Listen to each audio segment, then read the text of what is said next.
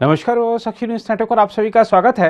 तिब्बती आध्यात्मिक नेता दलाई लामा आज केंद्र शासित प्रदेश लद्दाख की यात्रा पर पहुंचे, जहां उनका गर्मजोशी से स्वागत किया गया।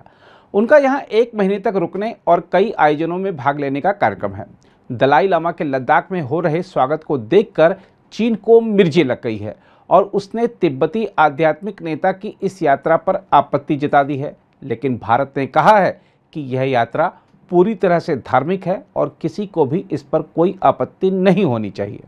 एक शीर्ष सरकारी पदाधिकारी ने कहा है कि यह पहली बार नहीं है कि दलाई लामा सीमावर्ती क्षेत्र का दौरा कर रहे हैं, क्योंकि वह पहले भी कई बार लद्दाख और अरुणाचल प्रदेश का दौरा कर चुके हैं।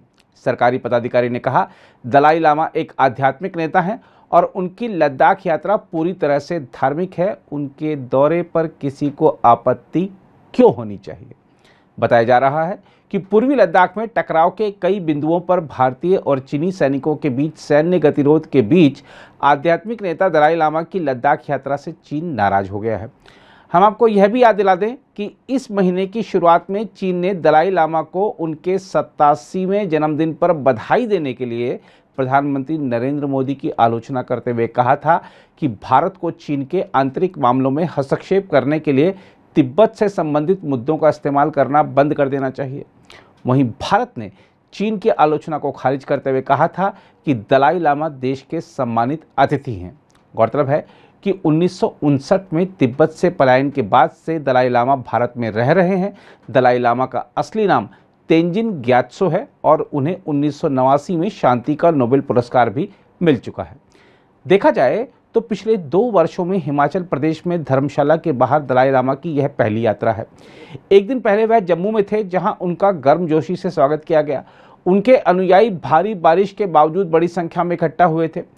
इस दौरान 87 वर्षीय आध्यात्मिक नेता दलाई लामा ने पत्रकारों से कहा, चीन के कुछ कट्टरपंथी मुझे अलगाववादी और सुधार का विरोधी समझते हैं और हमेशा मेरी आलोचना करते हैं, लेकिन अब अधिक संख्या में चीन के लोगों को यह एहसास हो रहा है कि दलाई लामा स्वतंत्रता नहीं मांग रहे हैं और उनकी इच्छा सिर्फ इतनी है कि चीन तिब्बत को सार्थक स्वायत्तता दे और तिब्बती बौद्ध संस्कृति का संरक्षण सुनिश्चित करे।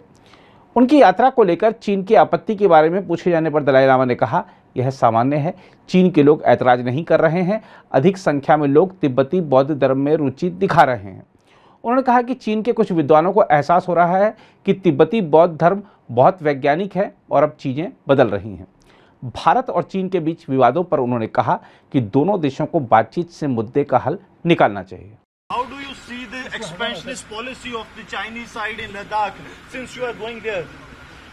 Basically, India and China,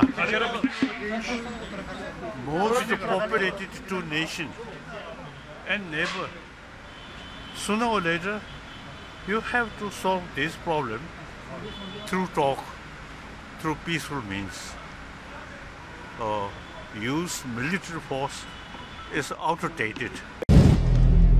अगर आप भी लेना चाहते हैं देश दुनिया की तमाम जानकारी तो आज ही सब्सक्राइब करें हमारे चैनल को।